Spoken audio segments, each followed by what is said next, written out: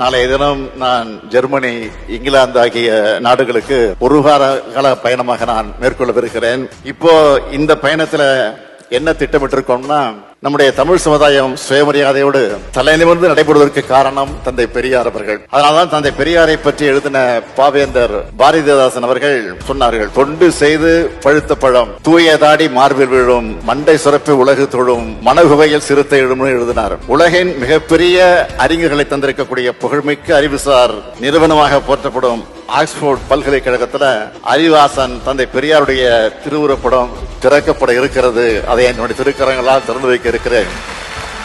தந்தை பெரியார் தமிழ்நாட்டில் பிறந்து தமிழில் பேசி எழுதியிருந்தாலும் அவருடைய சிந்தனைகள் இந்த உலகத்துக்கானது என்று அனைவருக்கும் பொதுவானது. அவர் வலியுறுத்தின சுயமரியாதை, பகுத்தறிவு, பெண் விடுதலை, ஏற்றத்தாழ்வு, தன்னம்பிக்கை, அனைவரும் சமம் ஆகிய கருத்துக்களுக்கு எல்லைகள் கிடையாது.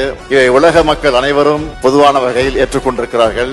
அப்படிப்பட்ட அறிவு மேதை உலகளவில் அடையாளம் காணப்பட்டு அங்கீகரிக்கப்படுவது நம்முடைய தமிழ்நாட்டுக்கு பெருமை.